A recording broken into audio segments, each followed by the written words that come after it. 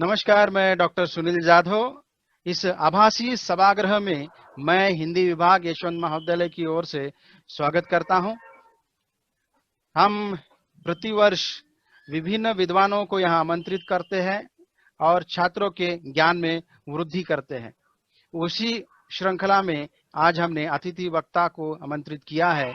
Peoples महाविद्यालय के पूर्व प्राचार्य एवं हिंदी विभागाध्यक्ष, समीक्षक, आलोचक, गुरुवर्य प्रोफेसर डॉक्टर रमा नवले जी आज हमारे बीच इस आभासी मंच पर उपस्थित है। अतिथि वक्ता के रूप में मैं उनका हिंदी विभाग की ओर से हार्दिक स्वागत करता हूं और किसी भी कार्यक्रम का अध्यक्ष होता है, उसी तरह से इस कार्यक्रम के भी हिंदी विभागाध्यक्ष विजय सिंह ठाकुर जी को मैं निवेदन करता हूं कि वे इस कार्यक्रम का अध्यक्षीय स्थान स्वीकार करें। हम ज्यादा समय ना लेते हुए सीधे कार्यक्रम की ओर बढ़ते हैं। अतिथि वक्ता को मैं यहाँ आमंत्रित करने से पहले, वक्तव्य देने से पहले मैं उनका परिचय यहाँ करवा के देना चाहूंगा। प्रोफेसर डॉक्टर रमा बुलबुले नवले जी का जन्म 12 जनवरी 1949 में महाराष्ट्र के लातूर शहर में हुआ। आपने हिंदी में एमए, एमफिल एवं पीएचडी की है। समीक्षा और स्त्री साहित्य आपका अध्ययन क्षेत्र रहा है। शोध निर्देशन के क्षेत्र में आपने 8 पीएचडी, एमफिल पूर्ण करवाई है। आपने कई समीक्षात्मक ग्रंथों का लेखन एवं संपादन कार्य किया है। मृदुला गर्ग के कथा साहित्य में नारी, भूषण का प्रशस्ति काव्य, भाषा एवं साहित्य के विविध आयाम। आपने यशवंतराव चव्हाण महाराष्ट्र मुक्त विश्वविद्यालय नासिक की समाजशास्त्र एवं मानसशास्त्र की 3 किताबों का अनुवाद किया है। स्वामी रामानंद तीर्थ मराठवाड़ा विश्वविद्यालय नांदेड़ की पाठ्य पुस्तकों का संपादन, लेखन, डॉक्टर सूर्य नारायण रणसुबे रचनावली के खंड 2 का संपादन आपने किया है। साथ ही उनकी किताबों पर आधारित समीक्षा की समीक्षा नामक पुस्तक भी उन्होंने लिखी है। आपके अकादमिक उपलब्धियों को यदि गिना जाए तो उनमें कहा जा सकता है, कुलपति द्वारा नामित आप सदस्य रहे हिंदी अध्ययन मंडल, स्वामी रामानंद तीर्थ विश्वविद्यालय नांदेड़ पुनश्च पाठ्यक्रम में वक्ता के रूप में आप निमंत्रित रहे। राष्ट्रीय अंतर्राष्ट्रीय चर्चा सत्रों, सेमिनारों में वक्ता के रूप में आपने सहभाग लिया है। बहिस्थ परीक्षक, पीएचडी, सर्व भारतीय भाषा सम्मेलन का आपने आयोजन किया है और संप्रति अर्थात कि वर्तमान में आप पूर्व प्रोफेसर विभागाध्यक्ष स्नातकोत्तर हिंदी विभाग एवं पीपल्स कॉलेज नांदेड़, पूर्व प्राचार्य, उपाचार्य, पीपल्स कॉलेज नांदेड़ आप रहे हैं। आपके प्राचार्य की आपके परिचय के उपरांत मैं गुरुवर्य रमा नवले जी से निवेदन करता हूं कि वे आज के अतिथि वक्तव्य का आरंभ करें। गुरुवर्य रमा नवले जी। हम माइक बंद कर रहे हैं हमारा, मैडम शुरू।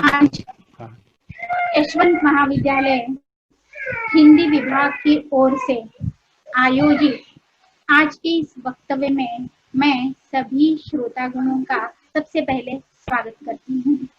ठाकुर सर सुनील जाधव, यशवंत महाविद्यालय का संपूर्ण विभाग, यशवंत महाविद्यालय के प्राचार्य तथा इस समूह में श्रोता के रूप में उपस्थित या सहभागी श्रोता के रूप में उपस्थित सभी श्रोतागण। अभी हम जिस दौर से गुजर रहे हैं वह दौर बहुत विस्फोटक है। आप सभी जानते हैं कि किसान विधेयक को लेकर देश में पक्ष विपक्ष में बहस यहाँ पर चल रही है। इस परिप्रेक्ष्य में हालांकि वर्तमान संदर्भों पर हम अधिकतर बोलेंगे नहीं, क्योंकि विषय हमारा संजीव का हास्य उपन्यास है। इस विषय का चयन यशवंत महाविद्यालय के हिंदी विभाग ने इसलिए किया कि इस परिप्रेक्ष्य में किसानों के प्रश्नों पर चर्चा हो। हिंदी साहित्य में, हिंदी उपन्यासों में किसानों के प्रश्नों पर किस तरह से विचार किया गया है, किसानों की ओर किस दृष्टि से देखा गया है, किसानों के प्रश्नों से किस तरह से रूबरू हो गए हैं, इसकी जानकारी आप तक पहुंचे, इसलिए यशवंत महाविद्यालय के हिंदी विभाग का यह प्रयास मुझे लगता है महत्वपूर्ण है। मैं यहाँ पर सीधे अपने विषय की ओर बढ़ती हूँ। आप सभी हिंदी प्रेमी, हिंदी के विद्वान जानते हैं कि संजीव का हास उपन्यास 2015 में आया, वाणी प्रकाशन से वो प्रकाशित हुआ और पूरे देश भर में यह उपन्यास चर्चा का विषय बना है। इसके पहले मैं आपको थोड़ा सा मतलब पृष्ठभूमि के रूप में यहाँ पर मैं बताना चाहूंगी, प्रस्तावना के रूप में यहाँ पर मैं बताना चाहूंगी आपको कि हिंदी में किसानों को लेकर कौन कौन से उपन्यास लिखे गए, किस दौर में लिखे गए। मैं यहाँ पर सीधा कम समय में, आधे घंटे में मुझे बात करनी है, इसलिए मैं सीधे विषय की प्रस्तावना को लंबा न खींचते हुए सीधे विषय की ओर आती हूँ। मैं यहाँ पर 3 बिंदुओं में हिंदी उपन्यास के विकास क्रम को बांट रही हूँ। सबसे पहला युग प्रेमचंद युग माना जा सकता है। आप सभी जानते हैं कि प्रेमचंद ने किसानों के प्रश्नों पर लिखा और उसमें उनकी गोदान यह रचना विख्यात है और इन प्रश्नों से आप परिचित हैं। यह जो कालखंड है प्रेमचंद का, यह कालखंड हमारा गुलामी का समय है, जिस समय अंग्रेजों का राज था, जमींदारी पद्धति थी और जमींदारी पद्धति के परिणामों को लेकर यह उपन्यास लिखा गया। उसके बाद यह दौर, मतलब ये पहला दौर है जिसको मैं 1990 तक दिया। हालांकि इतिहास में इस तरह का कोई विभाजन नहीं है, परंतु आज अध्ययन की सुविधा की दृष्टि से या बोलने की दृष्टि से कहिए, क्योंकि विभाजन कहते ही मानक हम लोगों को देखना पड़ता है, यह मानक नहीं है। परंतु मुझे ऐसा लगता है कि 3 बिंदु इसमें महत्वपूर्ण है। एक, प्रेमचंद युग से लेकर 1990 तक। दूसरा है 1991 के बाद वैश्वीकरण का युग, वैश्वीकरण के बाद 1920 तक, और तीसरा दौर अभी शुरू होना है 1920 के बाद, जो आज किसान विधायक आए हैं, इसके परिणाम क्या होंगे, ये तीसरे इसमें हो सकता है, इस पर चर्चा हो। अब यहाँ थोड़ा सा हम लोगों को जाना होगा विस्तार में। मैंने कहा कि गोदान गुलाम भारत में लिखा गया उपन्यास है, जहाँ जमींदारी पद्धति अपना क्रूर चेहरा लेकर आई है गोदान में। कृषि संस्कृति नष्ट हो रही है और उसके बाद हम आजाद हो जाते हैं। आजाद होने के बाद 60 के बाद सीधा अगर हम विचार करें तो हरित क्रांति का दौर आता है। यहाँ पर हमारे पहले पंत प्रधान नेहरू जी ने पंचवर्षीय योजनाओं का प्रारंभ किया, परंतु खाद्य संकट उस समय भी था और इसलिए 1966 में पहली बार, इसमें मतलब 66 का बिंदु मैं इसलिए मान रही हूँ क्योंकि इस समय स्वामीनाथन जी ने एक नई क्रांति की। स्वामीनाथन का नाम आप बार बार सुन रहे हैं आजकल, मैं स्वामीनाथन की ओर भी आने वाली हूँ। परंतु स्वामीनाथन ने 1966 में क्या किया, कौन सा काम किया? हालांकि स्वामीनाथन कौन थे? तो स्वामीनाथन चेन्नई के, कुंभकोणम के, और आज सभी चाहते हैं स्वामीनाथन आयोग की मांग सभी कर रहे हैं। तो इनका दौर कौन सा है? तो इनका दौर हरित क्रांति का दौर है। 1966 में उन्होंने मेक्सिको का बीज लेकर, मतलब गेहूं के क्षेत्र में गेहूं की फसल के लिए मेक्सिको का बीज और पंजाब का बीज लेकर उन्होंने एक नया बीज तैयार किया, संकरित, जिसको हम हाइब्रिड के नाम से जानते हैं। और उसके बाद खाद्यान्न संकट हमारा समाप्त हो चुका है, करीब करीब, मैं पूरी तरह से समाप्त हुआ है समय नहीं कहूंगी। और वहां से हरित क्रांति का बिंदु माना जाता है। हरित क्रांति ने एक और फसल बहुत ज्यादा उगाई, केवल अपने लिए नहीं, किसानों ने केवल अपने लिए नहीं बल्कि अन्य लोगों के लिए भी एक फसल मिले, अनाज मिले, इसके लिए उन्होंने प्रयास किया और फसल भरपूर मात्रा में आई। परंतु इसके दूसरे परिणाम भी हुए हैं, जो कि ये परिणाम कृषि के क्षेत्र में बुरे परिणाम भी हुए, कुछ हुए हैं। कौन से? तो बीज संकरित के कारण हमारे मूल बीज नष्ट हो और जमीन जो है उसकी उर्वरता कम, उर्वरता कम। अब ये उर्वरता कम होने के कारण मतलब इस विचार को लेकर भी पक्ष विपक्ष में बहस होती रही। उसके बाद आता है मतलब ये हरित क्रांति का दौर अगर हम छोड़ देते हैं तो हरित क्रांति के दौर के बाद सीधा आता है वैश्वीकरण का युग, जिसको मैं दूसरा बिंदु मान रही हूँ, दूसरा चरण मान रही हूँ। अब ये जो दूसरा चरण है वो 91 के बाद शुरू होता है। अब इस कालखंड में हिंदी में कौन कौन से उपन्यास लिखे गए, इसकी भी एक लंबी सूची हम लोगों को मिलती है। परंतु एकमात्र गोदान है जिसने यथार्थ रूप में किसानों के प्रश्नों को पकड़ने का प्रयास किया। उसके बाद कई नाम आते हैं, भैरव प्रसाद गुप्त हैं, फणीश्वरनाथ रेणु हैं, रामदरस मिश्र हैं, नागार्जुन हैं, जगदीश चंद्र हैं, यानी कई सारे लोगों के नाम जिनके नाम आप जानते हैं और जिनके उपन्यासों के नाम भी आपको पता है। एक लंबी परंपरा हम लोगों को मिलती है। बावजूद किसानों के वास्तविक प्रश्नों से, यथार्थ प्रश्नों से रूबरू होने का बहुत कम उपन्यासों में हम लोगों को साहस दिखाई देता है। अब उसके बाद हम दूसरे चरण की ओर बढ़ते हैं। दूसरा चरण 91 के बाद शुरू होता है वैश्वीकरण। वैश्वीकरण ने हमारी कृषि संस्कृति को आमूलचूल परिवर्तित कर, और इसी युग के साथ संजीव के खास उपन्यास का संबंध। इसलिए सबसे पहले वैश्वीकरण के बारे में, और वैश्वीकरण के परिणाम किसानों के जीवन पर किस तरह से हुए हैं, इसे भी हम जानें। वैश्वीकरण के कारण बहुराष्ट्रीय कंपनियां देश में आई, पूंजी को बढ़ावा मिला और उनके बीच उनकी नीति, विदेशी नीति 91 के बाद, ये सारी पृष्ठभूमि आप लोगों को पता है 91 के समय क्या हुआ था, हम किस दौर से गुजर रहे थे। माननीय मतलब प्रधानमंत्री मनमोहन सिंह जी ने किस तरह से उदारीकरण को अपना लिया, भूमंडलीकरण को अपना लिया, मुक्त व्यवस्था कैसे शुरू हो गई और बहुराष्ट्रीय कंपनियां कैसे यहाँ पर आ गई, पूंजी का बोलबाला कैसे होने लगा और विदेशी नीति किस तरह से काम करने लगी, किस प्रकार हम दबाव में काम करने लगे, ये इन सारी बातों से आप मुझे कहना ये है कि यह युग मतलब पूंजी का युग रहा।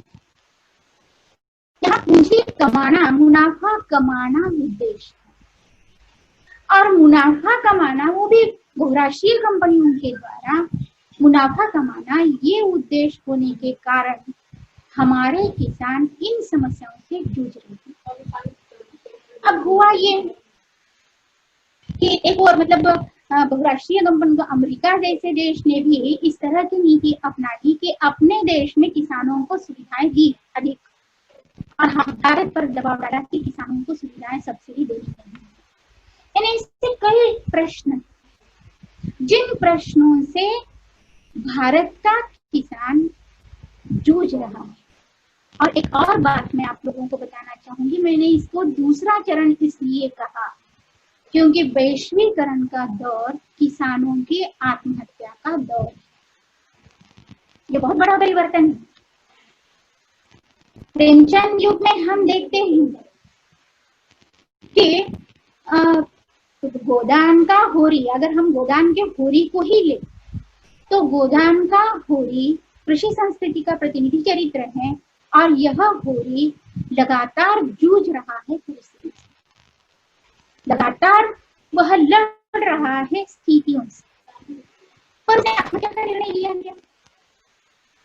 सबसे बड़ी बात तो ये है कि गोदान का होरी लड़ रहा है, जूझ रहा है, परेशान है, बहुत त्रस्त है, किसान से मजदूर बन गया, सभी से लड़ रहा है, सामाजिक स्थितियों से लड़ रहा है, आर्थिक स्थितियों से लड़ रहा है, वहां के दलालों से लड़ रहा है, साहूकारों से लड़ रहा है, जमींदारों से लड़ रहा है, सभी से लड़ रहा है, पर बावजूद उसने आत्महत्या नहीं की।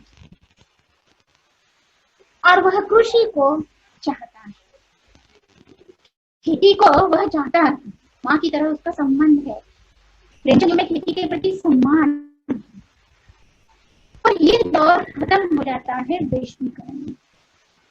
वैश्वीकरण में हमारी पूरी कृषि संस्कृति परिवर्तित हो गई और जो किसान लड़ रहा था स्थितियों से और फिर भी उसके बावजूद जी रहा था, वह वैश्वीकरण के दौर में आकर आत्महत्या करने लगा। आपको आंकड़ों में अगर बताना है, और उसमें भी खासकर मैं आप लोगों को ये बताना चाहूंगी, पूरे भारत भर में तो ये आत्महत्याएं हुई है, पर ये आत्महत्या करीब करीब ये आत्महत्याएं 2,84,000 के करीब करीब 1997 से लेकर 1906 के बीच कई आंकड़ा मैं बता रही हूँ।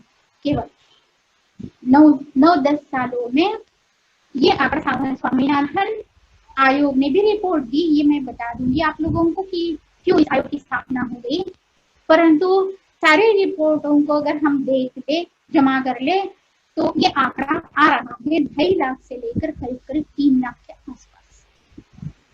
और उसमें भी विदर्भ में मरने वालों की संख्या सबसे ज्यादा है। पूरे भारत भर में मरने वालों की संख्या सबसे ज्यादा है। किसान आत्महत्या कर रहे हैं। अब ये किसान आत्महत्या क्यों कर रहे हैं? तो दूसरा कारण निश्चित ही ये है कि वैश्वीकरण ने विदेशी बीज को लाया। मीडिया, इसमें इस कालखंड में मीडिया बहुत प्रभावी रहा है। मीडिया ने बहुराष्ट्रीय कंपनियों का पक्ष लिया। फेक न्यूज यह शब्द उस समय से सुनने लगे और किसान इनके चंगुल में फंस गया। ना तो वह बैंकों से कर्ज ले पा रहा और ना ही वह, मतलब इस प्रकार की स्थितियां बन गई है कि जिन स्थितियों के सामने उसे क्या करना।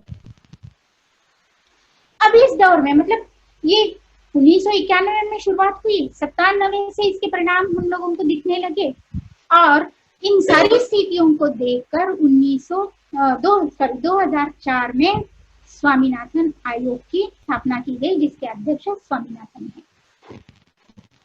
अब आज जो मांग है किसान विधेयक को लेकर, सभी, चाहे कोई भी पार्टी हो, हर पार्टी यहाँ पर स्वामीनाथन आयोग की सिफारिशों को स्वीकारे जाने की बात कर रही है।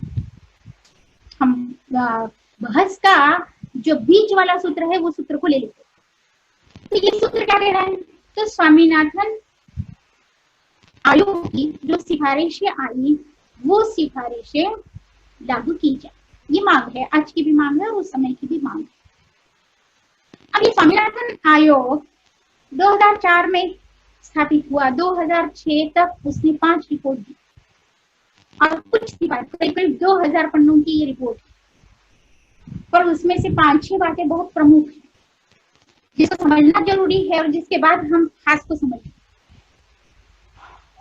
अब सबसे पहली बात ये है, सिफारिशों में सबसे पहली बात ये है कि आवश्यक वस्तु मतलब आवश्यक वस्तु को लेकर भी उन्होंने कानून बनाया। फिर उसके बाद उन्होंने आदिवासियों की जमीन को लेकर प्रश्न उठाए, एमएसपी को लेकर प्रश्न उठाए। फिर उसके बाद भंडारण के प्रश्नों को लेकर भी उन्होंने कुछ सिफारिशें की, अनाज भंडारण को लेकर। फिर उन्होंने इसके कोष को लेकर भी कुछ प्रश्न उठाए, कर्ज को लेकर भी कुछ प्रश्न उठाए, बैंकों को कैसे किसानों को कर्ज दे देना है और कितने मतलब ब्याज पर देना है। स्वामीनाथन आयोग ये सिफारिश करती है कि अगर समझो मान लीजिए 7% या 8% इंटरेस्ट बैंकों का होता है तो किसानों को उससे 4% कम में कर्जा दिया जाए। ये सिफारिश है स्वामीनाथन आयोग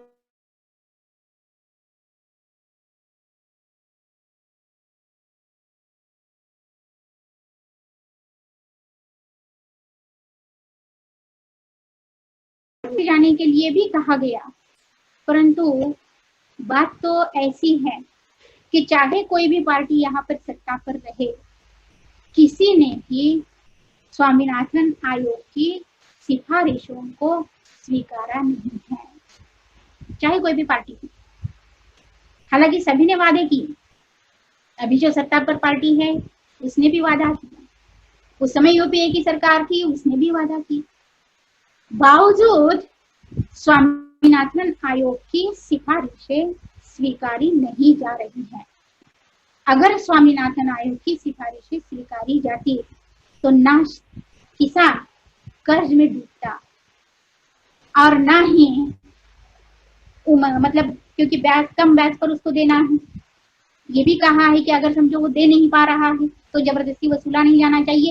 यानी कई सारे किसानों के पक्ष में ये सारे प्रश्न हैं, किसानों के पक्ष में इन सारी बातों को उन्होंने सरकार के सामने रखा।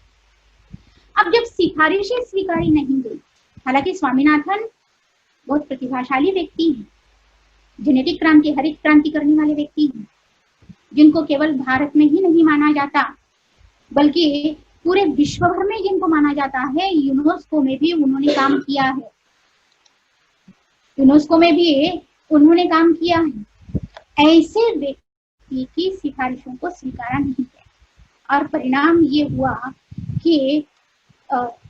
यहाँ पर ये हुआ कि किसानों की हालत दिन ब दिन बदतर होती गई और किसानों की हालत में किसी प्रकार का कोई भी परिवर्तन नहीं आया।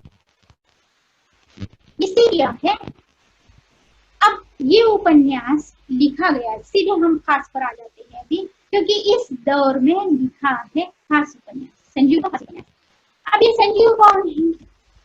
हालांकि संजीव को सभी जानते, संजीव ये नाम आज किसी के परिचय का मोहताज नहीं। संजीव उन दिनों, मैंने अभी कहा था आप लोगों को कि पूरे भारत भर में आत्महत्याएं हो रही हैं, परंतु सबसे अधिक आत्महत्याएं विदर्भ में हुई है और मराठवाड़ा में भी हुई है। अब संजीव उन दिनों, क्योंकि विदर्भ में इतनी आत्महत्याएं हुई कि जिसे जानने के लिए, जिन स्थितियों को पहचानने के लिए खुद मनमोहन सिंह और राजीव गांधी भी यहाँ पर आए थे और उसके बाद 72,000 करोड़ का कर्जा उन्होंने माफ कर दिया था। इतनी भयावह स्थिति विदर्भ में थी। बहुत सारे प्रश्न थे, जो सारे प्रश्न इस उपन्यास में आए हैं, धीरे धीरे उपन्यास की ओर बढ़ रहे हैं। अब संजीव उन दिनों भले ही वो उत्तर भारतीय हो, परंतु उन दिनों वे अंतरराष्ट्रीय विश्वविद्यालय वर्धा में फैकल्टी के रूप में, गेस्ट फैकल्टी के रूप में रह रहे थे 2011 और 12,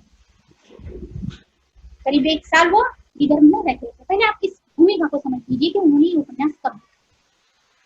तो 11 और 12 में वो वर्धा में रह रहे हैं और वर्धा में रहने के बाद वो मतलब उनको जो बेचैन कर रहे हैं प्रश्न वो ये है कि क्यों विदर्भ के किसान आत्महत्या कर रहे हैं।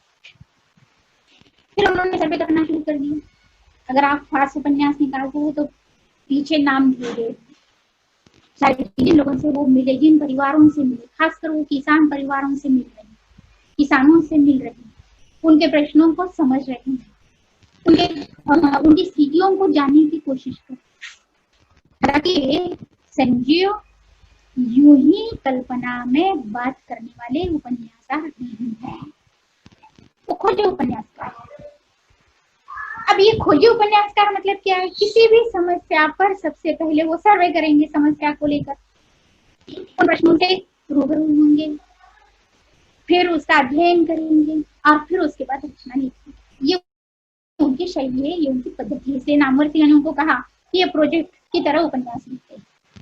नामवर सिंह ने ये कहा कि वो प्रोजेक्ट की तरह उपन्यास लिखते हैं, भले वो प्रोजेक्ट की तरह लिखे या कुछ भी लिखे, परंतु हिंदी का एक हिंदी भाषी कथाकार, हिंदी भाषी उपन्यासकार विदर्भ में आया है और विदर्भ में आकर मतलब हिंदी भाषी मराठी क्षेत्र में आया है और मराठी क्षेत्र में आकर वो सर्वे कर रहा है।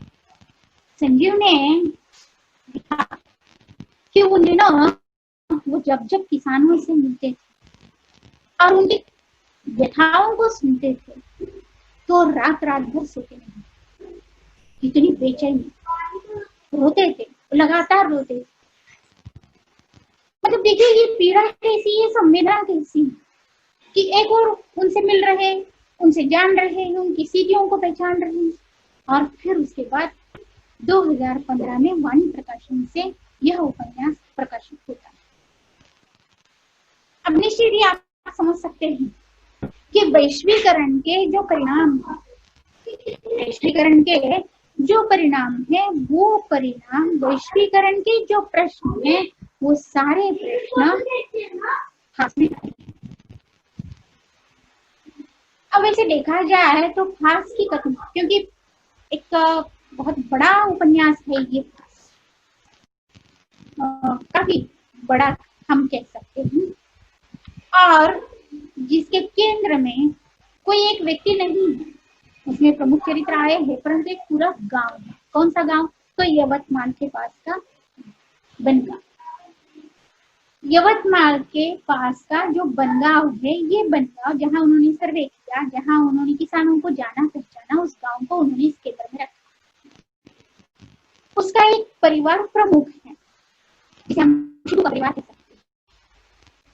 शिबू शकुन दोनों पति पत्नी और इनकी दो बेटियां, बड़ी है सरस्वती और दूसरी छोटी है कलावती। कलावती बड़ी तेज तर्रार, ये बहुत छोटे से, मतलब छोटा परिवार, छोटा किसान है। अब इसमें बहुत बड़े प्रश्न, क्योंकि जो अमीर किसान है उन किसानों के प्रश्न नहीं है। संजीव वैसे हाशिए के लोगों के, दलितों के पक्ष में बोलने वाले रचनाकार, आदिवासियों के पक्ष में बोलने वाले रचनाकार। तो ये भी छोटा किसान है जिसकी बहुत कम जमीन है, 5 एकड़ नहीं, 4-5 एकड़, 3-4 एकड़ का मालिक हो, इस तरह का किसान, इस तरह के किसानों के ये प्रश्न है। तो ये छोटा सा परिवार, दो बेटियां, कलावती चाहती है एक मराठा लड़के, मतलब एक प्रेम कहानी भी उसमें है कलावती की और अशोक। ये जो दलित है, कलावती दलित है और वो मराठा है। फिर उसके बाद जो प्रेम कहानी ही नहीं है, बल्कि कलावती विजेंद्र को भी चाहती है। विजेंद्र ये अन्य चरित्र हैं, कई किसान इसमें आए हुए हैं।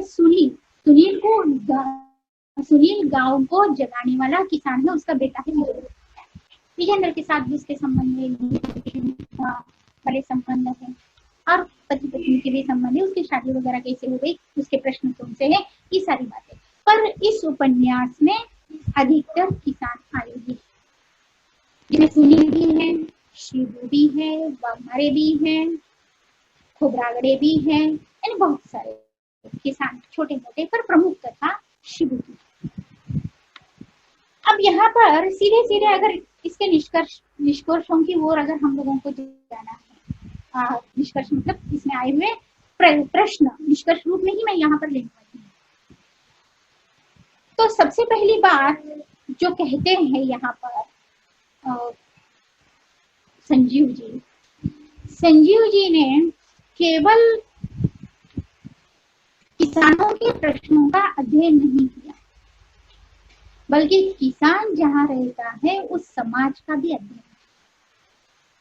और फिर उनकी मान्यता है, वो ये कहते हैं कि किसान के आत्महत्या के बीज केवल अर्थव्यवस्था में नहीं है, क्योंकि बहुत बड़ा निष्कर्ष वो दे रहे हैं।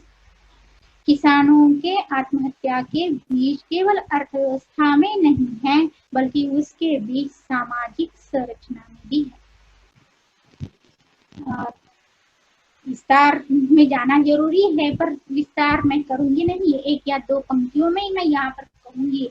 आप यहाँ पर ये जान लीजिए कि संजीव ना तो किसानों के लिए विदेशी नीति को अपनाते हैं, और ना ही वो बना बनाया ढांचा, ना मार्क्सवादी ना समाजवादी ढांचा अपनाते हैं, उसका समर्थन वो करते नहीं। इसलिए मार्क्सवादियों से यहाँ पर अलगाव है। मैं कह ये रही कि किसानों की आत्महत्या के बीज वो किसमें ढूंढ रहे हैं? अर्थव्यवस्था में भी ढूंढ रहे हैं, जो मार्क्सवादी मानते हैं। और मार्क्सवादियों के साथ साथ जो मानते नहीं है मार्क्सवादी, वो कौन सा है? तो सामाजिक सहज।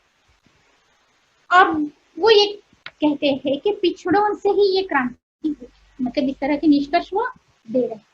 अब सामाजिक संरचना की बात जब करते हैं तो ये यवतमाल का जो बनगांव है, बन सभी जातियों के लोग, यहाँ ब्राह्मण भी है, राजपूत भी है, मराठा भी है, कुंडी मराठा है, और दलित आदिवासी भी है, सभी है लोग। पर एक और बात वो कहते हैं, ये सारी बातें सोचने पर और हमको विचार करने के लिए बाध्य करती है। कई सारे सूत्र हम लोगों को वर्तमान प्रश्नों में भी मिलते हैं। तो कौन सी बात कह रहे हैं? उनका ये कहना है कि विदर्भ में भी आत्महत्या करने वाले लोगों में अधिकतर उच्च वर्णीय ब्राह्मण या उससे भी ज्यादा कुंडी मराठा है। ये उनका निष्कर्ष है अध्ययन के बाद। ये कोई हवाई बात नहीं है, ये कोई कल्पना की बात नहीं है। जब उन्होंने देखा तब वो इस निष्कर्ष पर पहुंचे। अब क्यों ये लोग आत्महत्या कर रहे हैं, इसका कारण क्या है? तो बिल्कुल ये अलगा रहे। उनका ये कहना है कि दलित और आदिवासी लोग वो जूझते हैं स्थितियों से, जूझना उनके लिए नया नहीं लगता। और ब्राह्मण और कुंडी मराठा क्योंकि नस को इन्होंने पकड़ लिया है, उन्होंने ये कहा कि इस जाति के लोग आत्महत्या कर रहे हैं, उसका कारण ये है कि महानता के बोझ तले दबे हुए हैं। एक वर्णीय महानता के तले दबा हुआ है और दूसरा जो है वह अपनी संपन्नता की महानता के तले दबा हुआ है। क्योंकि वर्णीय महानता के तले ब्राह्मण दबा हुआ है, जो काम करना नहीं चाहता, जो बड़पन में जीना चाहता है। और दूसरी ओर कुंडी मराठा देखिए, आरक्षण के प्रश्न भी आज हमारे समाज में हैं। इसे तो यहाँ पर संयुक्त कैसे दे रहे हैं? हर बात को स्वीकारा जाए ये संभव नहीं है, मैं कहूंगी भी नहीं, क्योंकि हम लोकतंत्र में जीने वाले लोग हैं। हर कोई व्यक्ति अपने विवेक के बलबूते ही किसी निर्णय को स्वीकारे। अब कुंडी मराठा अपनी संपन्नता के बोझ तले कि मैं बड़ा हूं, मैं क्या के लिए काम करूं, ये जो मानसिकता है, इस मानसिकता के कारण कुंडी मराठा आत्महत्या करते हैं। यानी आत्महत्या करने वालों में भी सभी आत्महत्या करने वाले नहीं है, ये निष्कर्ष हो गया। देखिए, आप सोचिए कि आज के इस व्याख्यान में मैं सोचने के लिए ही मुद्दे देने वाली, विचार के लिए ही मुद्दे देने वाली। आप सोचिए, आप विचार कीजिए, ये पहली बात। अब उसके बाद दूसरी बात, यानी जो वो कह रहे हैं कि मार्क्सवादी ढांचा उनको स्वीकारना नहीं, और केवल अर्थ में वो नहीं देख रहे हैं आत्महत्या के कारण, सामाजिक संरचना में भी देख रहे हैं कि नया विचार संजीव के इस उपन्यास के माध्यम से सामने आ रहा है, खास में आत्महत्या करने वाले कुंडी मराठा। अब उसके बाद दूसरी बात जो इस उपन्यास में आई है वो मीडिया को लेकर उठी। मैंने अभी जिक्र किया था कि बहुराष्ट्रीय कंपनियां यहाँ पर आई, और बहुराष्ट्रीय कंपनियां मुनाफा कमाने के लिए आई है, उसको किसान से कोई लेना देना नहीं। परंतु वो आई है कमाने के लिए, मुनाफा कमाने के लिए, और मुनाफा कमाते समय ये नहीं देखा जाता कि वह मर रहा है, रो रहा है, जी रहा है, कैसा कर रहा है, ये नहीं देखा जाता। अब हुआ क्या, विदर्भ में क्यों आत्महत्या हुई और मीडिया ने उसको कैसे ग्रहण कर लिया? तो उन्होंने ये कहा कि विदर्भ में बीटी कॉटन की पैदावार, बीटी कॉटन का बीज आया, विदेश द्वारा दिया हुआ। मैंने अभी कहा कि विदेश की नीति, विदेश के लोग दबा रहे यहाँ की सीटें। बीटी कॉटन आया और बीटी कॉटन के कारण एक तो बीज, हमारा पारंपरिक बीज खत्म हो गया, और दूसरी बात बीटी कॉटन के कारण जमीन की उर्वरता भी खत्म हो गई। अब देखिए किसान के सामने कैसे प्रश्न है, और वो हमारी जमीन के अनुकूल नहीं है, मतलब बीज नहीं आ रहा है, बीज लेने के लिए पैसा नहीं है, जब लेना है तब महंगे दामों पर बेचा जा रहा है, किसानों को लूटा जा रहा है, किसानों का शोषण किया जा रहा है। और इन सब में हालांकि मीडिया को किसका साथ देना चाहिए था? मीडिया लोकतंत्र चौथा मजबूत खंभा होता है। मीडिया को समाज के प्रश्नों से परिचित कराना होता है, लोगों को मीडिया पर विश्वास होता है, परंतु अब मीडिया से विश्वास उठ रहा है। हम बहुत आगे बढ़ चुके हैं अभी 5-6 सालों में, और आज हमारा लोकतंत्र बहुत जागरूक है, और अब हम ये जान रहे हैं कि मीडिया में विश्वास करने जैसी बात नहीं। संजीव ने ये बताया कि विदर्भ में बीटी कॉटन के कारण तो करीब 16,000 करोड़ का फायदा हुआ अकेले एक मिन्सोटा कंपनी, और एक दूसरा मिलीबग नाम का कीड़ा यहाँ पर आया जिसने बीमारी अलग फैलाई, और जिसका परिणाम ये हुआ कि यहाँ के किसान ना तो कर्ज चुका पाए और ना ही अपना परिवार चला पाए, जिसके कारण वो सीटियों से हारकर आत्महत्या कर ली। संजीव ये बताते हैं कि उस समय से ही पेड न्यूज शब्द सुनाई देने लगा। इसके पहले पेड न्यूज शब्द नहीं था, तो पेड न्यूज शब्द सुनाई देने लगा, यानी पैसा लो न्यूज दे, और बहुराष्ट्रीय कंपनियां जैसा चाह रही थी वैसी न्यूज यहाँ पर जा रही थी, जिस पर लोग विश्वास कर रहे थे, यहाँ के प्रश्न से रूबरू नहीं है। ये यानी मीडिया को लेकर वो काफी कुछ लिख चुके हैं, और बिल्कुल वास्तविक आंकड़े लेकर वो लिख रहे। उसके बाद आगे की बात अगर हम कहें तो संजीव ने बहुत बड़ा परिवर्तन, तीसरी बात अगर मैं कहूँ तो संजीव ने बहुत बड़ा परिवर्तन यहाँ पर करना चाहा है, और वो ये है कि खेती की ओर देखने के दृष्टिकोण में परिवर्तन।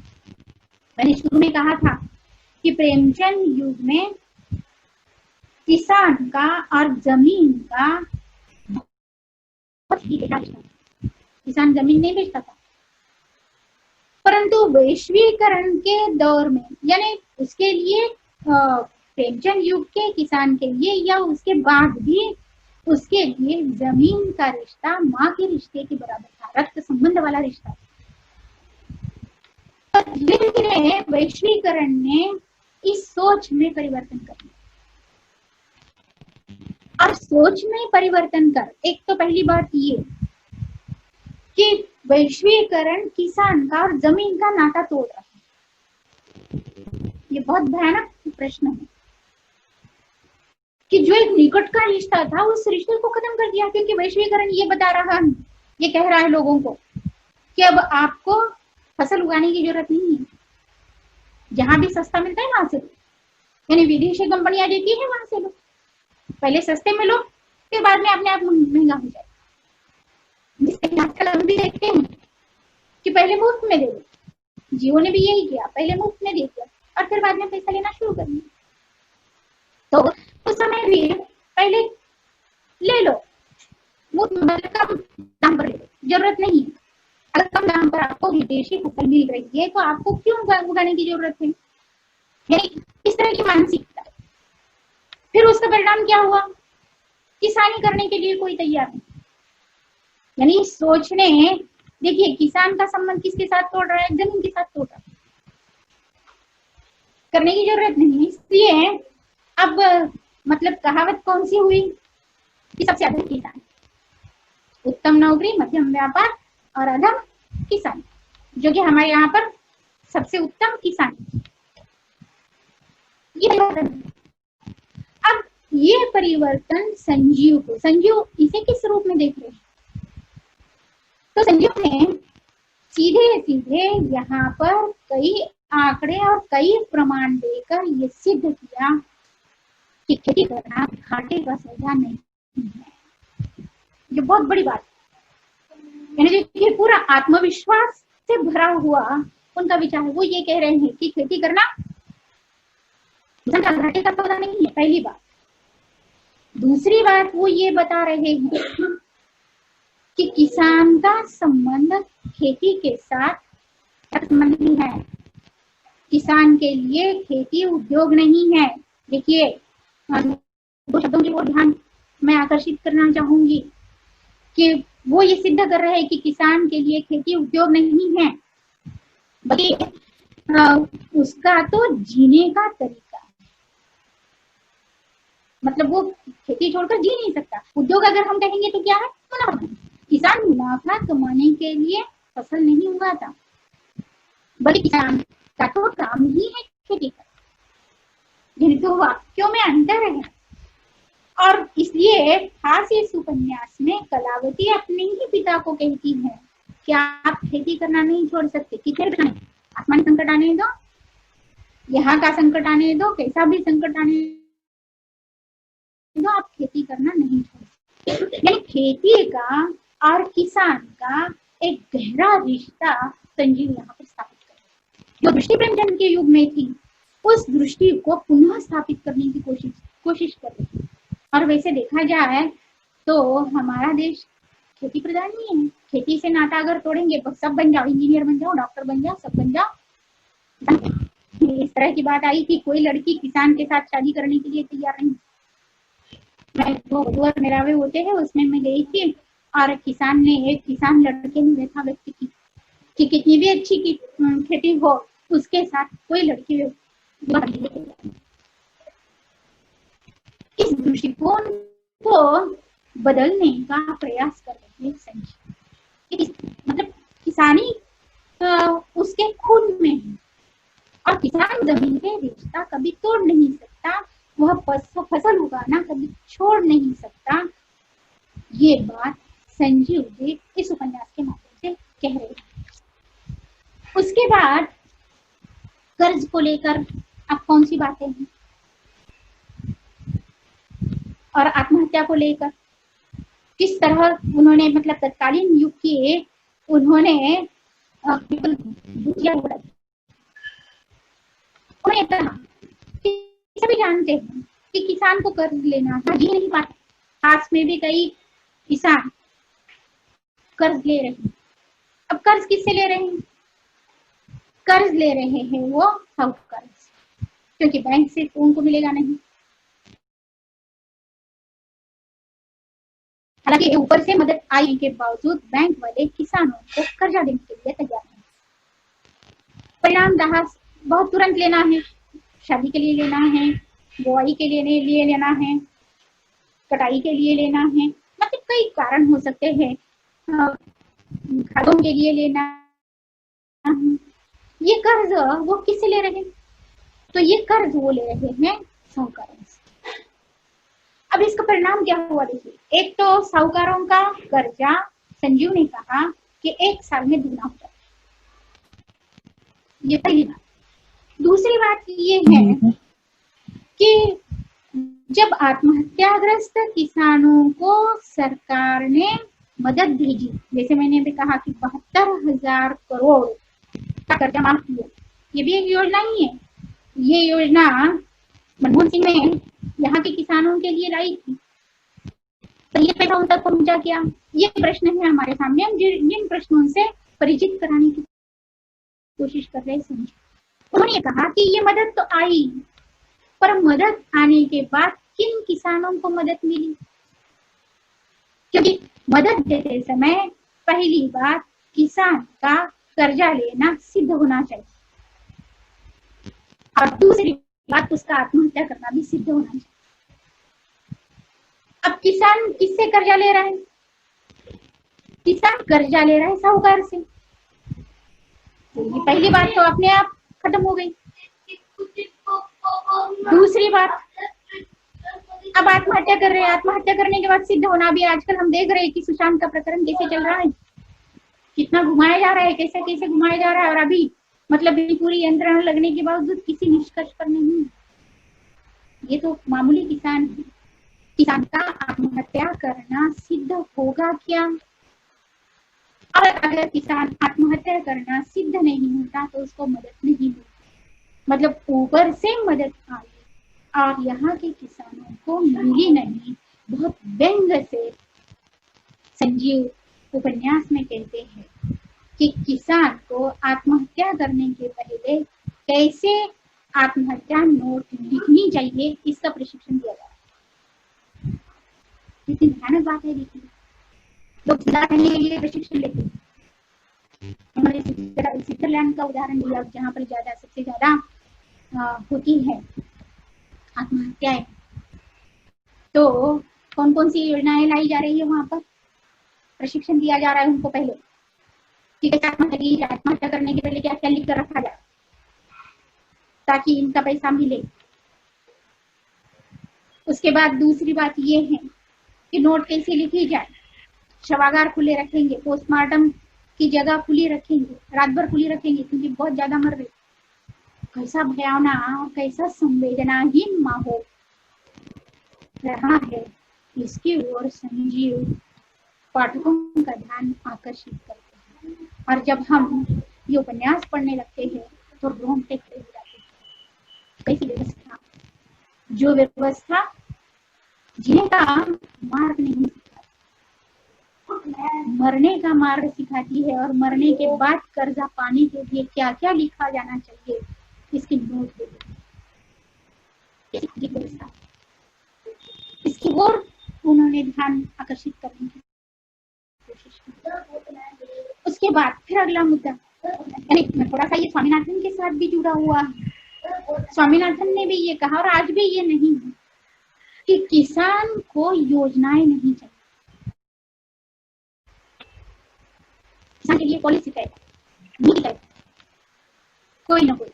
आज भी देखा जाए वैसे 80 के दशक में 4-5 नाम उभर कर आए जो आप भी जानते हैं। भारत भर में किसानों के नेता उभर कर आए, पर आज अखिल भारतीय किसान का नेता करीब करीब नाश कर रहा है। तो योजनाएं, यानी किसानों के लिए कर्ज माफी की योजना, किसानों के लिए ये, किसानों के लिए वो, इस तरह की योजनाएं नहीं चाहिए। संजीव ने समर्थन नहीं किया। संजीव ने ये कहा कि ये योजनाएं नहीं बल्कि किसानों के लिए तो पॉलिसी निश्चित होनी चाहिए। ये अगला। फिर उसके बाद और 2 शीर्षकों की ओर मैं आकर्षित करना चाहूंगी, उसके बाद मैं अपना वक्तव्य समाप्त करती हूँ जो बहुत महत्वपूर्ण है। सबसे पहली बात ये है कि इस पूरे उपन्यास में आर्किमिडीज का सिद्धांत काम कर रहा है। ये देखिए, ये बहुत महत्वपूर्ण है, इसलिए इसका शीर्षक, विषय का शीर्षक आप दीजिए। देखिए, किसान, संजीव का खास उपन्यास किसानों की फांसी मुक्ति का उपन्यास, ऐसा शब्द प्रयोग मैंने किया और इसी शीर्षक से मेरा लेख भी छपा है। ये बहुत सकारात्मक दृष्टि से हम इस पर विचार करें तो ये बात हम लोगों को दिखाई देती है। इस उपन्यास में आर्किमिडीज का सिद्धांत काम कर रहा है। अब आर्किमिडीज का सिद्धांत क्या है? तो आर्किमिडीज का सिद्धांत ये है कि तुम मुझे जगह दो थोड़ी, तो मैं तुम्हें खिसका दूंगा। तुम मुझे जगह दो, मैं तुम्हें खिसका दूंगा। यानी थोड़ी सी जगह मिलनी चाहिए, फिर तो किसान राज करे। ये बात इस उपन्यास में खोबरागढ़े के माध्यम से आई है। रामजी खोबरागढ़े, रामजी खोबरागढ़े का उल्लेख मैं बहुत सम्मान के साथ करना चाहूंगी। आप लोगों को भी करना चाहिए, आप लोगों को पता होना चाहिए, क्योंकि ये नांदेड़ के, रामजी खोबरागढ़े नांदेड़ के हैं। तीसरी बात, कितनी इनकी पढ़ाई? तीसरी बात, इनके पिता ने भी आत्महत्या की थी जिसका जिक्र इस उपन्यास में आया है। ये भी बात है, परंतु ये नाम मैं क्यों ले रही हूँ, आप सभी को भी पता होगा। HMT सोना जाति का चावल इन्होंने मतलब इसका आविष्कार किया। HMT सोना के लिए ये आविष्कारक के रूप में जाना जाता है। अब ये राम जी खोब्रागड़े जिनके पिता ने आत्महत्या की, पर ये रुके क्या, हताश हुए क्या, निराश हुए क्या? नहीं, उन्होंने लगातार अनुसंधान करते हुए उन्होंने ये नया बीज आविष्कृत किया जिसके लिए उनको पुरस्कार मिले। बहुत मिले, पहले नहीं मिले। पहले तो अब इसका भी कारण बता रहे हैं, जैसे उन्होंने सामाजिक संरचना में आत्महत्या के बीच भी ढूंढे हैं। तो संजीव ये कह रही है कि ये जो है राम जी खोब्रागड़े दलित होने की वजह से उनके अनुसंधान का महत्व भी कम हो जाता है। देखिए हमारे यहाँ पर अनुसंधान नहीं होता। अनुसंधान का महत्व जाति आधारित है। किस जाति का अनुसंधान है, भिड़ना है। और ये केवल भारत में नहीं है, सभी जगह पर। क्या अनुसंधान किस जाति का है उस पर उसकी महत्ता निर्भर। ये बहुत विचित्र परिस्थिति। तो पहले रामजी खोब्रागड़े को भी स्वीकारा नहीं गया। फिर छोटे बच्चों की पुस्तकों में ये आया है। फिर बाद में उनको एक मेडल मिला, वो मेडल स्वर्ण में मुंह पदक, वो भी नकली निकला। तो इस तरह की सारी परिस्थितियां, पर बावजूद उनको सम्मान से पुरस्कृत किया गया। तो मुझे जगह दो तो मैं तुम्हें खिसा दूंगा। ये जीवटता है आदिवासियों में, ये जीवटता है किसान। और ये जीवटता, ये उर्वरता, ये सृजनात्मकता ही किसानों की बहुत बड़ी शक्ति, जो उनको उनके फांस से मुक्ति दिला सकती है। इसलिए एक और फांस की चर्चा है और दूसरी ओर फांस की मुक्ति की चर्चा इसी उपन्यास में। और इसलिए मुझे लगा कि ये उपन्यास मतलब किसानों की फांस से मुक्ति। अब संजीव अगर समझो कोई रोल मॉडल हमारे सामने न रखते तो उनका ये उपाय भी बेकार। जैसे खोब्रागड़े की बात उन्होंने कही, वैसे ही उन्होंने एक और जिक्र किया है, एक रोल मॉडल हमारे सामने रखा है। वो रोल मॉडल ये है, मतलब एक गांव है मेंडालोक, बासोड़ा। नाम इसका क्या है? बासोड़ा। ये बासोड़ा की हकीकत है, मेंडालोक की हकीकत है। अब ये बासोड़ा गांव क्या है और ये आदर्श या रोल मॉडल के रूप में इसे क्यों माना जा रहा है? तो स्वराज और स्वशासन का ये उत्तम नमूना है, जिनका संबंध जंगल और जमीन से गहरा है। और वहां के आदिवासी क्या कर रहे हैं? देखिए, वहां के आदिवासी वहां के बास पर अपना अधिकार जमा रहे हैं। स्वामीनाथन आयोग की सिफारिश थी कि जमीन किसको दी जाए? आदिवासी को दी जाए। अब ये सिफारिश क्यों की, उसके कारणों में अब मैं नहीं जाऊंगी, समय नहीं है मेरे पास। अगर समझो चर्चा में आया तो मैं बिल्कुल जरूर बता दूंगी। पर ये यहाँ पर ये आदिवासी क्या कह रहे हैं, यहाँ के बासोड़ा के आदिवासी क्या कह रहे हैं? वहां से बांस होता क्या है कि जिस जमीन पर लकड़ी उगती है उस लकड़ी पर आदिवासियों का अधिकार नहीं।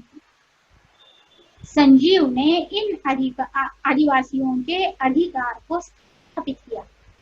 मतलब संजीव ने बासोड़ा की हकीकत हमारे सामने रखकर ये कहा कि अगर आदिवासियों को वहां की लकड़ी पर अधिकार दिया जाता है तो क्या होता है। और ये गांव अभी स्वतंत्र है और वहां पर शासन होता है। उनका सूत्र ही कि दिल्ली में हमारी सरकार और हमारे गांव में हम ही सरकार, यानी हमारे से बाहर नहीं। फिर उसके बाद इन्होंने मतलब किसी जाति का यहाँ पर समर्थन नहीं है, सारी जाति न मंदिर है न और कुछ है। सरपंच शादी करा लेता है और लड़के की बारात लेने के लिए आता है। और सबसे बड़ी बात जो मुझे आकर्षित करने वाली लगी वो ये है कि ये बासोड़ा गांव जहाँ की इंटरनेट कनेक्टिविटी जबरदस्त है। ये अंतिम बात ठाकुर सर आप घड़ी देख रहे हैं मुझे पता है, तो मैं अंतिम बात कह रही हूँ और बहुत महत्वपूर्ण बात है कि ये आदिवासी पढ़े लिखे नहीं है, पढ़े लिखे नहीं है, पर इनकी इंटरनेट कनेक्टिविटी बहुत जबरदस्त है। और ये किससे बात करते हैं? अफ्रीका के लोगों से बात करते हैं इंटरनेट और संवाद स्थापित करते हैं। ये पूरा मतलब ये रोल मॉडल उन्होंने हमारे सामने रखा कि ये लोग और किस भाषा में बात करते हैं, तो वो अपनी भाषा में बात करते हैं, ना अंग्रेजी और ना अपनी भाषा में वो संवाद स्थापित कर रहे हैं। और इनके आइकॉन है तोपाजी, ये तोपाजी का गांव है। तोपाजी, गोबरागढ़े, हीरालाल, बाबा भट्टे, बाबूलाल शर्मा, हीरालाल, ये इस तरह के नाम जो इसमें आए थे। तो ये एक रोल मॉडल उन्होंने यहाँ पर हमारे सामने रखा।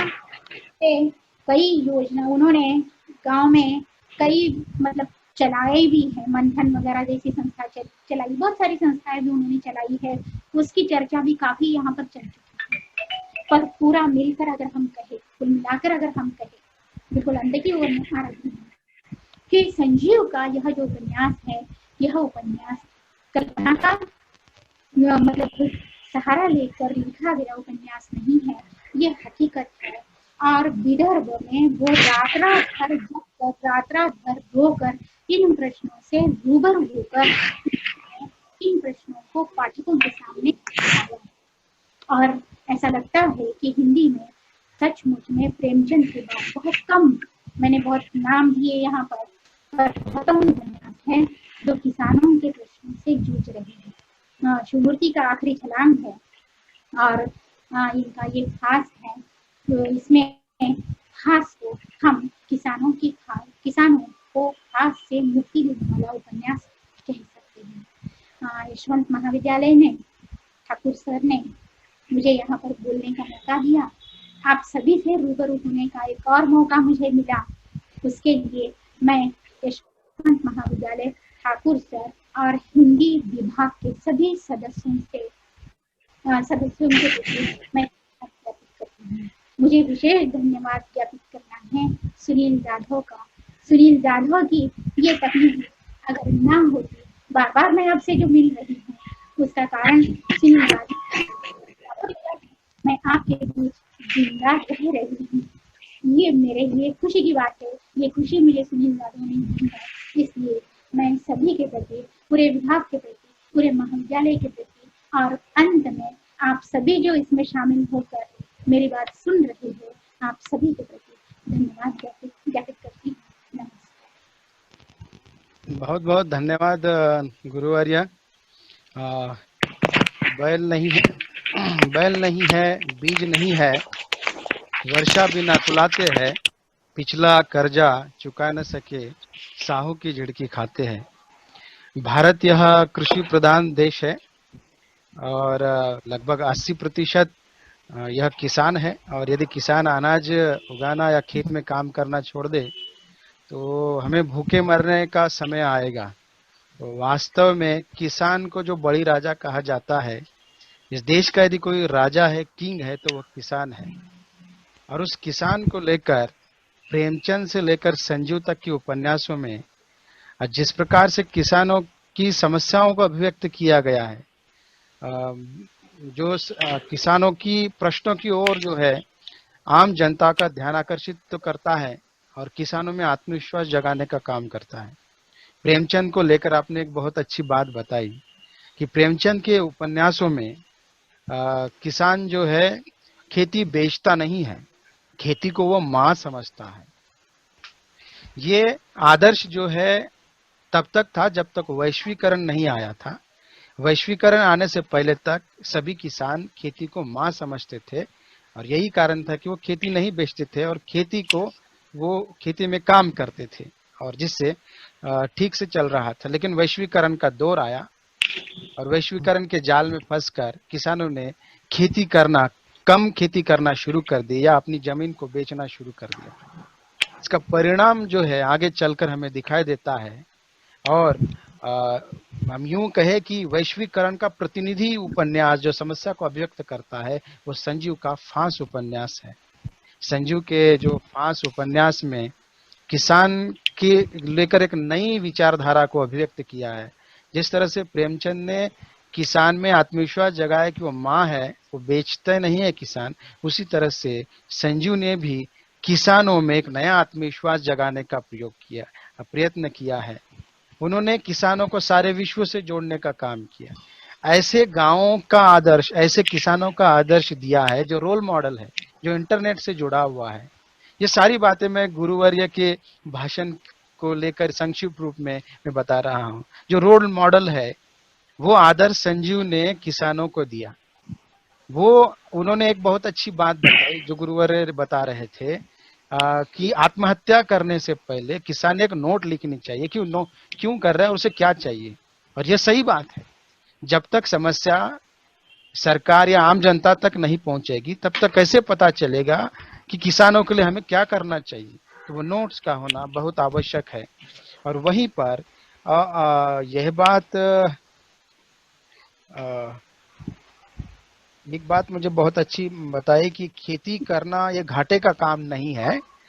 वह किसानों के लिए जो खेती वो उद्योग नहीं है बल्कि वो उसके जीने का तरीका है। ये बात समझाना बहुत जरूरी था किसानों को। कोई तो था, और साहित्य एक सबसे बड़ा माध्यम है जो समाज को बदलने की क्षमता रखता है। और संजीव इसके प्रतिनिधि रचनाकार है जिन्होंने किसानों के मन को बदलने का प्रयास किया है। आपको आत्महत्या करनी है तो नोट्स लिख के रखो।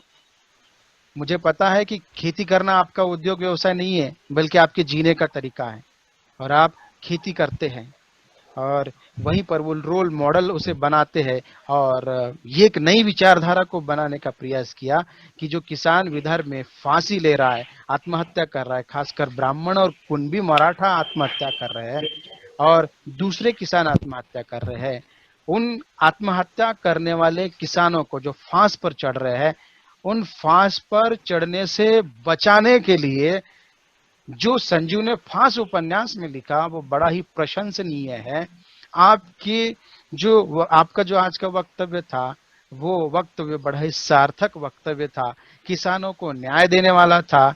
संजीव के उपन्यास और प्रेमचंद जैसे जो लेखक है, नागार्जुन जैसे लेखक है जिन्होंने भी किसानों को लेकर लिखा है, वो पूरी तरह से आम जनता या किसानों तक नहीं पहुंच पाता है।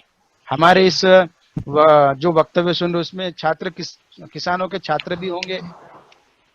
भाषण या संभाषण इसमें से यदि छात्रों को यह संदेश जाता है तो हमारी ये बहुत बड़ी जीत होगी। एक भी किसान को हमने हमारे वक्तव्य से बचा लिया तो ये हमारी सार्थकता होगी। और ये पहल हिंदी विभाग यशवंत महाविद्यालय के डॉक्टर विजय सिंह ठाकुर के कारण ये संभव हो सका कि इतने बड़े वक्ता गुरुवर्य रमा नवले जी को यहाँ आमंत्रित किया और एक नए विषय को लेकर हमारे सम्मुख प्रस्तुति करवाई जो किसानों को फांसी से बचा सकता है। इसकी केवल इस आभासी कक्षा तक इस विषय को सीमित नहीं रखना चाहिए। हमें इसे जितना अधिक व्यापक रूप हो सकता है उतने अधिक व्यापक रूप में इसे बढ़ाना चाहिए। मैं गुरुवर्य रमा नवले जी को मैं अपने भी शोध ऋतु के मंच पर इस विषय को लेकर आमंत्रित करता हूँ। जब भी उन्हें समय हो तो वो अवश्य उस मंच पर आमंत्रित है। यदि ठाकुर सर इसमें सहभाग लेना चाहते हैं ऐसे ही किसानों को बचाने वाले किसी उपन्यास को लेकर या कहानी को लेकर, तो वे भी शोध ऋतु के मंच पर आमंत्रित है। मैं सूत्र संचलन जो मुझे दिया गया है तो सूत्र की कड़ी होती है मेरे पास, तो ये कड़ी मैं आगे बढ़ा रहा हूँ। और अध्यक्षीय समारोह के लिए मैं हिंदी विभागाध्यक्ष यशवंत महाविद्यालय डॉक्टर ठाकुर विजय सिंह जी को अनुरोध करता हूं कि वे इस अतिथि वक्तव्य कार्यक्रम का आभार प्रदर्शित करें, नहीं अध्यक्ष समारोह करें। और वर्षा बहुत बहुत धन्यवाद सुनील जी। तैयार रहे। बहुत बहुत धन्यवाद सुनील जी। आदरणीय आदरणीय डॉक्टर नवले मैडम जी से मैं बहुत ही खुश हूं कि समय निकालकर उन्होंने बहुत ही सुंदर और अच्छे ढंग से संजीव जी के उपन्यास फांस को जो 1915 में प्रकाशित था, उन्होंने अपने वक्तव्य में किसान मजदूर पर आधारित और वैश्वीकरण का दौर किसान के आत्महत्या का कारण किस पद्धति से बन रहा है उसको भी अपने वक्तव्य में बताया। उसके साथ साथ गोदान के होरी की लड़ाई का जिक्र भी उन्होंने किया और कृषि संस्कृति किस पद्धति से इस वैश्वीकरण के दौर में विफल होते जा रही है उसको भी उन्होंने बताया। 1957 से लेकर 1906 तक यानी 10 साल में 2.5 लाख तक आत्महत्याएं किसान की किस पद्धति से हो रही है इसका भी उल्लेख उन्होंने किया। और उसमें विदर्भ में आत्महत्या ज्यादा से ज्यादा किस पद्धति से चल रही है, यानी 1991 से चल रही 1997 तक का परिणाम हम देख रहे हैं। और आज मैडम ने कहा कि स्वामीनाथन आयोग की सिफारिश किस पद्धति से है और हर पार्टी उसका मांग किस पद्धति से कर रही है, उसमें किस पद्धति के आदिवासी जमीन का उल्लेख, भंडारण, कर्ज, ब्याज और वैश्वीकरण किसान का नाता किस पद्धति से तोड़ रहा है, ये सबसे बड़ी बात उन्होंने कही है। और यवतमाल के बनगा गांव की कथा संजीव कुमार ने किस पद्धति से की है। क्या अनुसंधान करना क्या जाति पर निर्भर होता है, ये बहुत बड़ा प्रश्न मैडम ने इस उपन्यास की समीक्षा करते समय उठाया है। मुझे ऐसा लगता है कि राजेश जोशी की जो कविता है मारे जाएंगे, कि कटघरे में खड़े कर दिए जाएंगे, जो विरोध में बोलेंगे, जो सच सच बोलेंगे मारे जाएंगे, बर्दाश्त नहीं किया जाएगा कि किसी की कमीज हो, उनकी कमीज से ज्यादा सफेद कमीज पर जिनके दाग नहीं होंगे मारे जाएंगे। इस प्रकार की पंक्तियां मुझे आज याद आती है। मैडम जी का बहुत बहुत धन्यवाद कि उन्होंने इस उपन्यास को न्याय देने की और सच्चाई सामने लाने की। वर्तमान में सच्चाई सामने लाना बहुत बड़ी एक चुनौती होती है और उस चुनौती को आदरणीय गुरुवर्य मैडम जी ने स्वीकार किया है। उसके साथ साथ तकनीकी के लिए जिसके बारे में मैडम ने जो भी कहा है कि हम आगे नहीं जा सकते, उसमें डॉक्टर सुनील जी हमारे यहाँ पर हमेशा हमको साथ देते रहे हैं। उसके साथ साथ हमारे विभाग की वर्षा मैडम है, मंगल मैडम है, जानकीकर मैडम है, हमारे विद्यार्थी हैं जो बहुत ही लगन से सुन रहे थे। बहुत कुछ बोला जा सकता है, लेकिन मैडम कह रहे हैं कि अगर विद्यार्थी कुछ प्रश्न उठा सकेंगे तो उन प्रश्नों के साथ कुछ उत्तर और ज्यादा मिल सकेंगे। मैं गुजारिश करूंगा डॉक्टर सुनील जी से कि कोई किसी का प्रश्न होगा तो वो ले सके और उसके बाद वर्षा मैडम आभार प्रदर्शन करेंगे। छात्रों की ओर से हम छात्रों की ओर से मैं ही प्रश्न पूछता हूँ। गुरुवर्य, संजीव के फांस उपन्यास और प्रेमचंद के उपन्यास के बारे में तो आपने बताया, और ऐसे कौन से उपन्यास हो सकते हैं जो आपको पता है कि किसानों को फांसी से को लेकर बचाया जा सकता है या उनमें आत्मविश्वास को जगाया जा सकता है? उपन्यास, कहानी, कविता, यदि इस बारे में आपको कुछ पता हो तो जरूर इस मंच पर आप इसे साझा करने का प्रयास करें।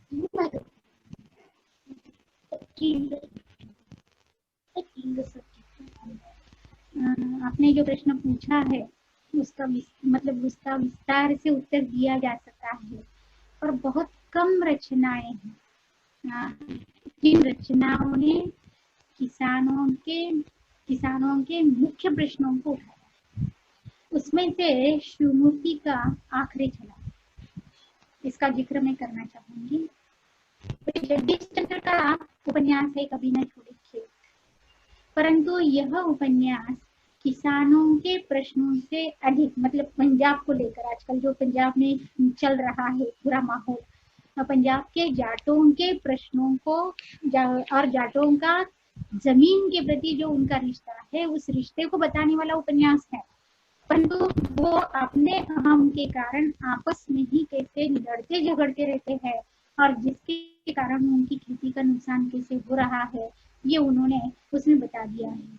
फिर बाकी आए हैं कुछ जंगल को लेकर आए हैं, जमीन को लेकर आए हैं, परंतु किसानों की आत्महत्या को लेकर या किसानों के प्रश्नों को जिस रूप में उठाया गया है उस रूप में अन्य उपन्यासों में ये प्रश्न नहीं आए हैं। केंद्र में यही मुख्य प्रश्न हो, इस तरह के उपन्यास हिंदी में बहुत कम है।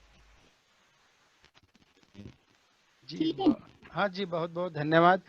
ठाकुर सर यदि कुछ पूछना चाहते हैं तो पूछिए, फिर मैं आभार के लिए आगे बढ़ता हूँ। हाँ, पूछ सकता था, लेकिन अभी 1 बजे मीटिंग है एक, तो आप ही आभार प्रदर्शन कीजिए। ठीक है, ठीक है। मैं यहाँ पर हमारे इस आभासी मंच पर इस सभागार में डॉक्टर वर्षा मोरे जी भी हमारे साथ जुड़े हुए हैं। मैं वर्षा मोरे जी से अनुरोध करता हूँ कि इस आभासी सभागृह में चल रहे कार्यक्रम अतिथि वक्तव्य का जो संजीव के फांस उपन्यास पर आधारित था आप इस कार्यक्रम का आभार प्रदर्शन करें और कार्यक्रम समाप्त होने की घोषणा करें। हेलो, हाँ जी, आवाज आ रही है क्या हाँ। सर मेरी? बहुत आ रही है, क्लियर, आ रही है, आ रही है। स्पष्ट। आ रही है। सभी यहाँ उपस्थित आदरणीय महानुभावों को मेरा नमस्कार। मैं वर्षा मोरे आपके लिए यहाँ पर मैं आभार प्रदर्शन करने के लिए उपस्थित हूँ। यहाँ पर मैडम का जो वक्तव्य सुनने के बाद आज जो किसानों की जो स्थिति है या किसानों का जो संघर्ष है, आजकल जो जितनी आत्महत्याएं हो रही है, उन आत्महत्याओं पर अगर विचार किया जाए तो ये संजीव का जो खास उपन्यास है, तो ये उपन्यास पढ़ने के बाद और मैडम का ये वक्तव्य सुनने के बाद किसानों के बच्चों का और बहुत सारे जो शोध करता है, किसान पर बहुत सारे शोध भी कर रहे हैं, तो उनका मंतव्य है या बहुत सारे विचार है, उनके मन में बहुत सारे जो प्रश्न है, उन प्रश्नों के उत्तर भी मिल गए होंगे। क्योंकि मेरी एक सहेली है जिनका इस किसान को लेकर या किसान पर उनका शोध चल रहा है, तो बहुत सारी मदद हो गई है। और नवले मैडम जी को बहुत दिनों बाद सुनने को मिला है मैडम को, और आदरणीय गुरुवर्य मैडम का तो वक्तव्य हमेशा की तरह बहुत ही लाभदायक रहा है हमारे लिए। तो आज यहाँ पर उपस्थित जितने भी जो हिंदी के छात्र हैं या प्राध्यापक गण हैं, उन सभी का भी मैं आभार व्यक्त करती हूँ। प्रथम बार हमारी गुरुवर्य नवले मैडम का मैं आभार व्यक्त करती हूँ और बहुत बहुत धन्यवाद भी देना चाहती हूँ कि बहुत दिनों के बाद उनको सुनने का हमें मौका मिला है। और हमारे जो यशवंत कॉलेज के विभाग प्रमुख डॉक्टर आदरणीय ठाकुर सर जो अध्यक्ष है, उनका भी मैं आभार व्यक्त करती हूँ। उसके बाद आयोजक संयोजक जो डॉक्टर सुनील जाधव सर, इनका भी मैं आभार व्यक्त करती हूँ क्योंकि उन्होंने मुझे यहाँ पर बोलने का मौका दिया है। और विभाग की ही डॉक्टर शोभा ढानकीकर मैडम, डॉक्टर मुंगल मैडम, इनका भी मैं आभार व्यक्त करती हूँ। और यहाँ उपस्थित जितने भी हैं लोगों ने, बहुत सारे लोग आए और बहुत सारे नेटवर्क की वजह से चले भी गए, तो उनका भी मैं आभार व्यक्त करती हूँ और यहाँ मुझे बोलने का मौका दिया। और बहुत ही लाभदायक आज का जो वक्तव्य रहा है आज की यथार्थ स्थिति को लेकर, तो ये जो वक्तव्य है आज सुनने के बाद एक भी अगर छात्र किसान का जो बच्चा है, अगर उनको लाभ मिल गया और बहुत सारे उनके विचार हैं वो बदल भी जाते हैं, क्योंकि सुनने के बाद और पढ़ने के बाद जो फास उपन्यास है उसको हमने पढ़ा था, लेकिन मैडम का वक्तव्य सुनने के बाद हमारे विचार और भी प्रगल्भ होते गए हैं। तो ये लाभदायक रहा ही है हमारे लिए, तो किसानों के लिए भी ये लाभदायक है। ऐसे ही हिंदी साहित्य में जितने भी किसानों को लेकर उपन्यास लिखे गए, जैसे प्रेमचंद्र से लेकर संजीव तक, ये उपन्यास अगर पढ़ते हैं तो आजकल की जो किसानों की स्थिति है इस पर अगर विचार करते हैं, तो आज की जो समस्या बन पड़ी है समाज के सामने, जो सरकार के सामने, तो इस पर से जो उपाय है या उपाय योजना हम निकाल सकते हैं। जैसे अभी अभी सर ने कहा कि जो किसान अगर आत्महत्या करता है तो उसके पहले अगर एक नोट लिखकर रख देता है तो कुछ नोट्स बन सकते हैं आगे के लिए। तो ऐसे विचार सामने आ सकते हैं ऐसे चर्चा सत्र के द्वारा, तो ये बहुत ही लाभदायक रहा है। तो मैं यहाँ पर ज्यादा बोलने के बजाय सभी का फिर से एक बार आभार व्यक्त करती हूँ, और संयोजक के, आयोजक के और यहाँ के अध्यक्ष के सहमति से यहाँ पर ये वेबिनार यहीं पर संपन्न होता है, ऐसा जाहिर करती हूँ। ठीक है, धन्यवाद। धन्यवाद गुरुवर्य, धन्यवाद ठाकुर सर और धन्यवाद वर्षा जी। तो हम इसे यहीं रोकते हैं, तो फिर मिलते हैं। मैं इसे बंद कर रहा हूँ। धन्यवाद सर। धन्यवाद।